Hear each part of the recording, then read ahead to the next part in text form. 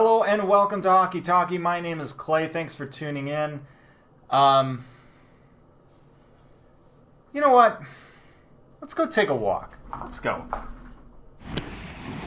All right, here we are. It's too nice of a day to stay inside, so I'm taking a walk along the lakefront, Lake Michigan behind me. It's kind of nice.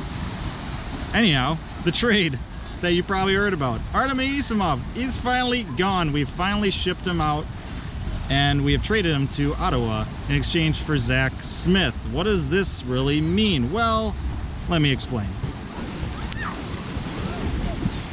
First and foremost, I mean, what was the reason why we wanted to trade Anisimov in the first place? To save cap room, right? Well, with Strome and DeBrincat needing new contracts or bigger contracts next year, trading Anisimov was pretty much a priority. This does that.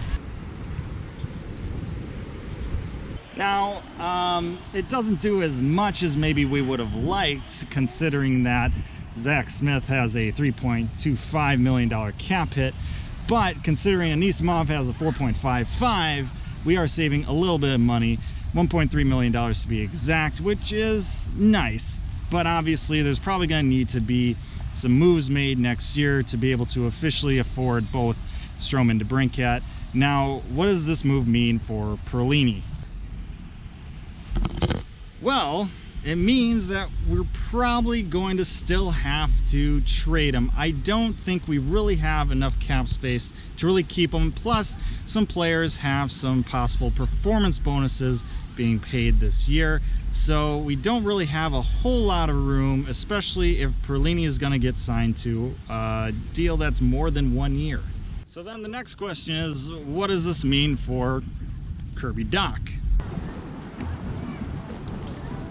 Now, my stance on Kirby Dach is that he's probably not going to make the team for an extended period of time this year. He might get the 9 games, but for the most part, I think he's going to be spending time down in either juniors. I don't think he's eligible for Rockford, but back in Saskatoon to develop another year. And that's not a bad thing, but that means that we do have basically our centers essentially set in stone, right? We have Jonathan Toews number 1 seed, you have Dylan Strome number 2 seed, you have Kampf as a 3rd, Carpenter as a 4th, and then you have a bunch of other guys who can step in at center as need be. That's kind of one of the things that we've been doing this offseason, and something that Colleton really likes is having a bunch of guys, a bunch of wingers that can also play center.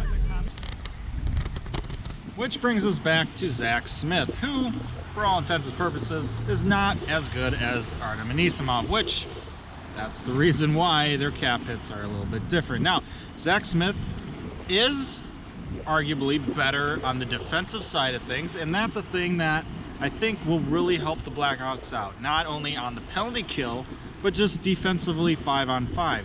See, the Blackhawks had an awful defense last year.